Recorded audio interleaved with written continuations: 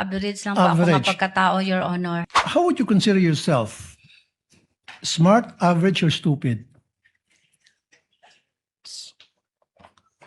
Nasa average lang po ako Average. pagkatao, Your Honor. Correct. Just like millions and millions and millions of Filipinos. Good. Normal.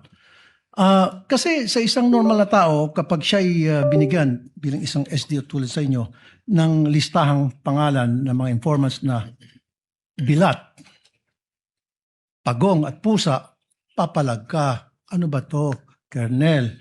Mukhang hindi ata tama to, bastusan na to. Di po ba? Para sa normal na tao. Am I right? Nag-rely po ako sa sinabmit po sa akin ng security officer, Your Honor. Kaya nga po, bilang isang normal na tao, ulitin ko, pag nakakita kayo ng ganong pangalan, bilat, pagong, pusa, etc. Belat. Okay, belat, same. Magugulat ka, di ba? Magugulat Hindi, sa po. Bisaya, yung pronunciation yan eh. Sa Tagalog, belat, sa Bisaya, bilat yun eh. Kasi yung I nagiging I eh. Bisaya din kasi ako eh. With the permission of Senator Judge Tulfo, Chair would like to remind the gallery to kindly maintain silence during these proceedings. You may proceed, sir. Kasi isa pa po, Madam Witness, meron akong kopya dito na kung saan maraming pangalan ng mga informant at iisa lang po ipirma. So if you're a normal or average person, papalag ka na naman. Teka muna, Colonel, bakit ganito? Bastusan na to, lokohan to. Yung iba-ibang mga pangalan pero isa lang po ipirma. Hindi ko nagtaka. Piniripay ko po yun si Colonel La Chica, Your Honor. At ang sagot naman niya sa akin, Ma'am Gina, those are sensitive information, Ma'am Gina. At saka, confidential in nature po yun. So naniwala kayo sa sinabi niya na confidential nature kahit na isa lang signature sa napakaraming pangalan. So Kasi you siya took his po, word for it. kasi siya po ang nag-implement sa mga confidential activities, Your Honor, on the grounds. Siya po ang inatasan na mag-implement. Siya ang implementor po, Your Honor. So for me, in this case, you're stupid in the name of blind loyalty.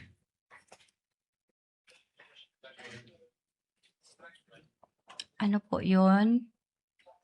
Naging stupido kayo sa ngalan ng isang tinatawag na blind loyalty. Nakapikit kung ano yung sinasabi sa iyo ng nakakataas, sinusunod mo na lang. Stupido ka pa rin, pero in the name of blind loyalty. Would you agree? Dili ko maintindihan, Your Honor. I'm sorry. Okay, nung kayo po ay SDO sa Davao, nung mayor si BP Sara noon, hindi kayo nagkaroon ng disallowance, right? Never? Wala po, Your Honor. So ano pinagkaiba na sa Davao at ngayon sa OVP? Bakit nagkaroon kayo ng disallowance ngayon dito sa OVP and DepEd versus nung nasa Davao kayo, wala kayong disallowance? Anong pinagkaiba? Ang maalala ko lang, Your Honor, sa Davao po, doon po mag-submit po kami ng accomplishment report doon po sa DILG, hindi po sa Office of the Vice President, hindi po sa Office of the President, sa Senate at saka sa HOR, Your Honor. So nung panahon po sa Davao, meron ba mga pangalan piatos? Meron ba mga pangalan mga belat, pagong, pusa, etc.? Hindi ko ma-remember, Your Honor. Hindi All ko of a sudden, maalala. hindi mo na maalaala. And Hindi ko how long? maalala, Your Hindi mo na Honor. maalaala. And yet 6 years ka naging SDO doon. Hindi ko maalala, Your Honor. Matagal na po yun, Your Honor. At saka, may edad na rin po ako, Your Honor. Ayaw lagi pag tinunto, ma'am. Pati kami ba nagtitununto mo dire. Mo Maraming na ako tinuod, Your Honor. Okay. Salamat po, Mr. Presiding Officer. Thank you, Senator Judge Tulfo. Bago po kayo naging SDO ni VP Sara, ano po ang trabaho niyo? Ano po, sa office po, ng Office of the Vice President, Vice Presidential Officer 6 po ako, Your Honor. No, nung mayor po siya, anong trabaho niyo? Empleyado na ba kayo ng gobyerno? Paano kayo nagkakilala ng Vice President? Empleyado na po ako ng gobyerno, Your Honor, doon po sa Sangguniang Panglungsod, Your Honor. Anong trabaho niyo po sa Sangguniang Panglungsod? First po is stenographic reporter, Your Honor. And then po, nagiging supply officer po, Your Honor. Anong year po kayo nagkakilala ng Vice President? Na nakilala ko siya, Your Honor, yung nagiging Vice Mayor po siya sa Sangguniang Panglungsod, Your Honor. Tapos, kinuha ka na niya sa kanyang opisina. Ganun po ba? Wala po, Your Honor. Nakilala ko lang siya bilang siya po ang Vice Mayor ng Davao City, Your Honor, sa Sangguniang Panglungsod, ang iyang opisina. Tapos ako, doon din nag-opisina sa Sangguniang Panglungsod, Your Honor, Kailan sa po admin kayo- office po. Kailan po kayo kinuhang SDO sa Office of the Mayor? Yung mayor na po siya, siya na po ang mayor ng Davao City, Your Honor. Alright. Alam niyo po yung mga pangalang Mary Grace Piatos, Chippy McDonald, Pusa, Pagong, Ngit-Ngit, Belat, na hindi po totoong mga tao ito, na mga totoong pangalan. Alam niyo po yun. Na-encounter ko po yun. Eh, tanong ko po, alam niyo na hindi po totoo. Chippy McDonald ninyo, I'm sure. Nag-rely po ako sa... Hindi po. Common sense lang po. Pusa, Pagong. May apelyido bang Pusa, Pagong sa Davao? Wala po akong narinig na Okay. ganyan, Your Honor. Pero alam mo na ito po, hindi totoong mga pangalan. Totoong tao po sila. Totoong pangalan, pero hindi po totoong pangalan. Yes po, Your Honor. Okay. Kung hindi po totoo mga pangalan, bakit wala kayong record ng totoong mga pangalan ng mga tao na tumanggap na CIF? Bakit di po ninyo ni-remind si Colonel La Chica o maging si OVP na, Sir, Ma'am, kailangan po natin ng totoong pangalan na recipient ng CIF dahil baka hindi na kailangan ng COA at nasa Joint Memorandum Circular po yan. You should know that. Sa nabasa ko po sa GC, Your Honor, hindi naman po sinasabi doon na kailangan po ang pangalan ng recipient po, Your Honor. So, sa pagkaintindi mo, hindi kailangan. Hindi mo nilalagay. Ano po yung nilalagay sa safes ng mga dokumento? Anong mga nilalagay? Anong nilalaman? Di ba pinapabili po kayo ng safe, di po ba? At bumili kayo ng safe. Tama po? Meron po kaming safe, Your Honor. Okay. Anong nilalagay sa safe? Nakalagay po sa Joint Memorandum Circular po yun. Meron po, ang nilalagay po doon yung mga documents po. Anong documents po yun? Yung CDR po. Okay. Alam niyo na si Colonel La Chica ay hindi po maaring mag-disburse dahil wala siya fidelity bond. Pero dahil utos po sa ni VP Sara, sumunod ka lang. Tama po. Instruction po yun. Siya po ang Kaya nga po, designate ni Ma'am BP Yes. Sara na security Kaya nga officer, po. Your Honor. kaya nga po, pero alam nyo na wala po siyang fidelity bond. And yet, dahil utos po ni VP, dinisburse po sa kanya. Tama po? Yes, Your Honor. Okay. So, tanggap mo rin po ang rason ni Colonel La Chica na huwag ka na magtanong kasi confidential fund yan. Hindi ka pwede magtanong. Despite the fact na ikaw ang disbursing officer at baka sumabit ka. So, hindi mo na tinanong, ano ba talaga ito, Colonel? At delikado ito, baka sumabit ako. Tama na ba yung sagot niya? Huwag ka na magtanong, tumahimik ka na lang dyan dahil confidential fund yan. Ikaw ang disbursing officer. Meron po siyang binigay sa akin, Your Honor, na fund utilization report po, Your Honor. Aside po sa pag-verify ko sa kanya kung bakit ito ang pangalan, Your Honor. Kasi confidential in nature po yun, Your Honor. So sa tingin mo, walang mali po sa paggasta ni Colonel La Chica sa intelligence fund, confidential fund ng Office of the Vice President?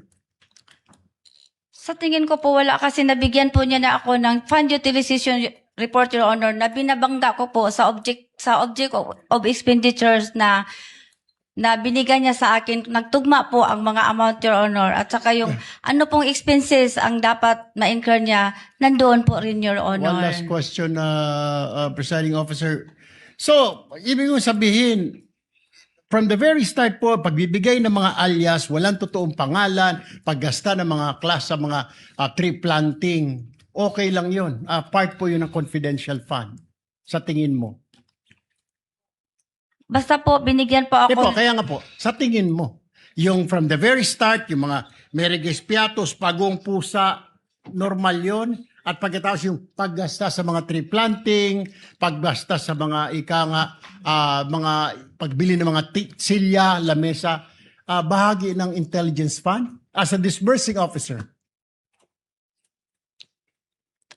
Marami kasi ang tanong mo, No, ang Your tanong ko nga Honor. po, tama ba sa tingin mo yung paggasta ni Colonel Chica, pagbili ng mga lamesa, upuan, tree planting, confidential fund, ma'am? Na Kasi- bahagi ng confidential yon. Kasi Your Honor, sa tree planting po, napasok po doon ang confidential plan po during po sa pag-inspect po ng area po kung saan po mag-tree planting ang mga tao po at ang mga partner organization po. So pag-survey po, yun po, papasok po ang confidential operation, Your Honor. Pati po pagbili ng lamesa, may confidential din yun. Kailangan under strict confidence sa pagbili ng lamesa at upuan. Gagamitin po yun sa operation, Your Honor. Okay. No further questions, Mr. Presiding Officer. Thank you, Senator Judge Erwin Tulfo. Senator Judge Ontiveros, you may proceed when you're ready, ma'am. You have 2 minutes.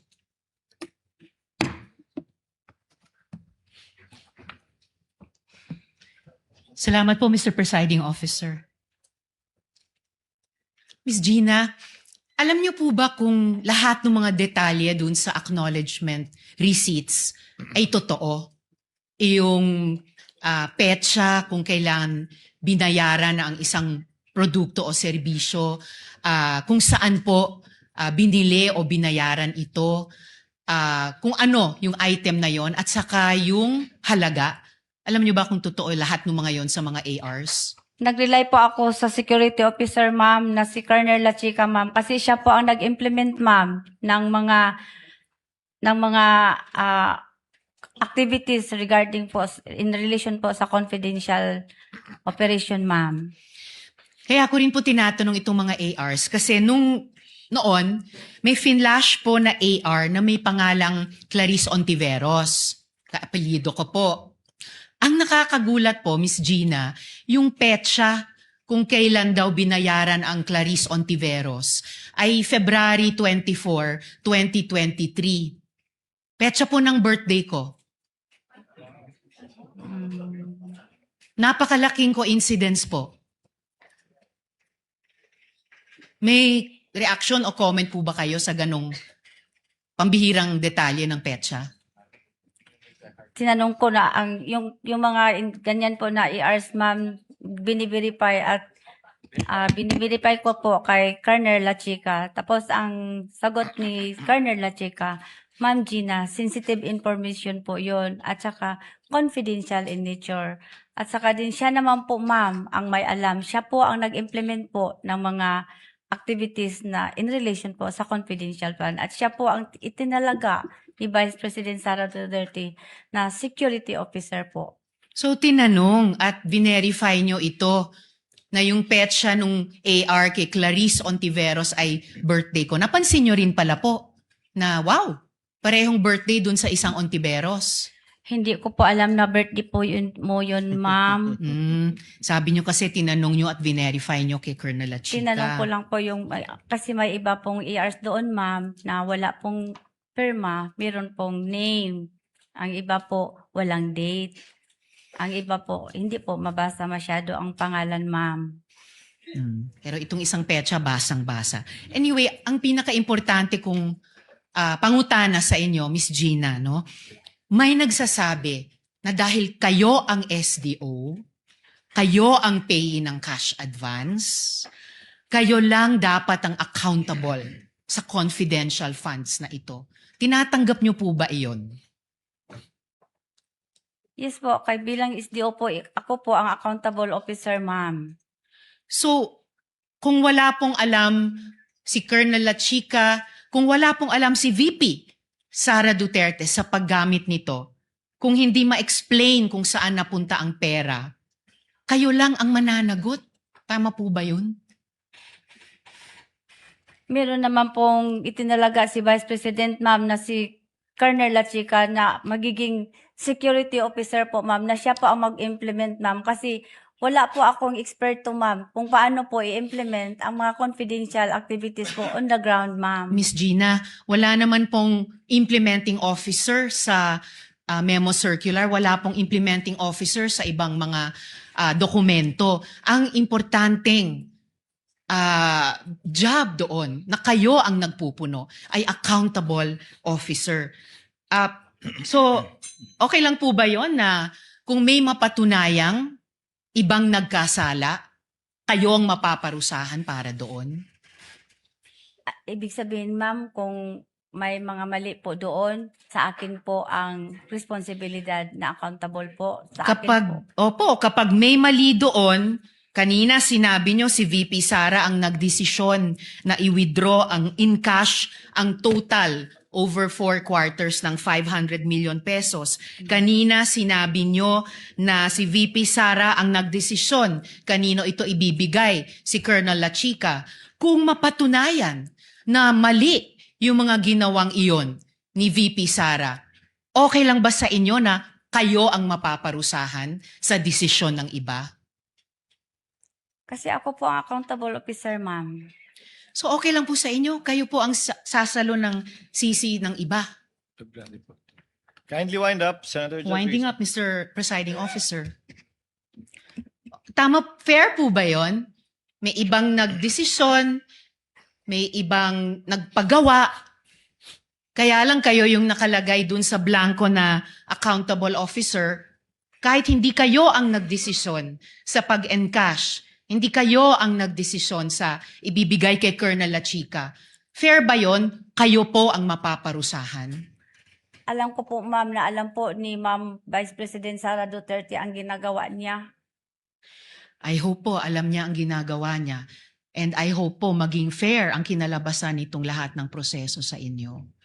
Salamat kaayo, Miss Gina. Salamat po, Maraming ma'am. salamat po, Mr. Presiding Officer. Thank you.